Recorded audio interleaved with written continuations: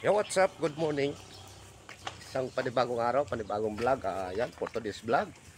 Iikot naman tayo sa may palengke. Papakita ko sa inyo kung gaano kasariwa yung mga isda sa palengke. Ganun lang muna yung video natin, ganun lang muna yung content natin. Sasama ko kayo at samahan nyo ako mag-iikot sa may palengke. So, ayun. Ito yung sasabihin ko sa inyo. Huwag kalimutan mag-like, share, subscribe at pakipindot na lang ng notification bell para updated kayo sa mga susunod kong mga video. So, yun. Sana suportahan nyo yung channel ko, kay Babarako TV. Yun. Hihingi ako ng tulong sa inyo. Panoorin nyo at tapusin ang video na ito. So, tara, samahan nyo ako sa palengke. Yun. So, bago dyan, intro muna tayo. Let's rock. The human has been neutralized.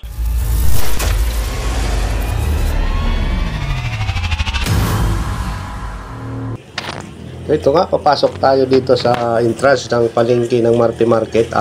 Iikutin natin. Ang dami ng tao ngayon dito dahil araw ng Sabado. Yun, at nandito na tayo.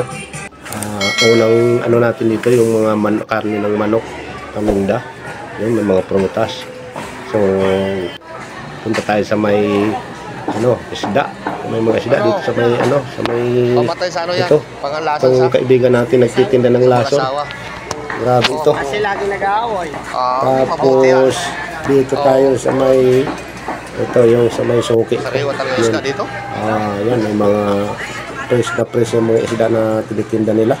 Saka dito sa itong na kaibigan ko. Yan, ang dami. Sariwang sariwa. Yan, 380 yung pusit ang kilo. Yan, saka yung mga tambakol.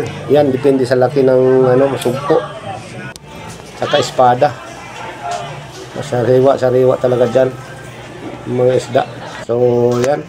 Iikot pa tayo papunta rito sa may gulayan na ito. Yan. Talagang maraming tao dito pag Sabado o Linggo. Ito naman ang labasan dito ng ng papuntang labas ng exit. Dito, gawin ito rito, tindahan ng mga itlog, saka mga soft drinks. Yan, dito nyo makikita. Dito yan gawing kanan. So, lakad pa rin ako papunta rito.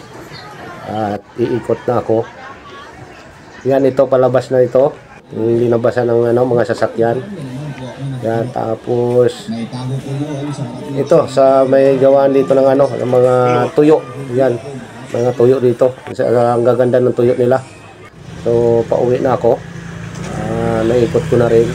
Dito na.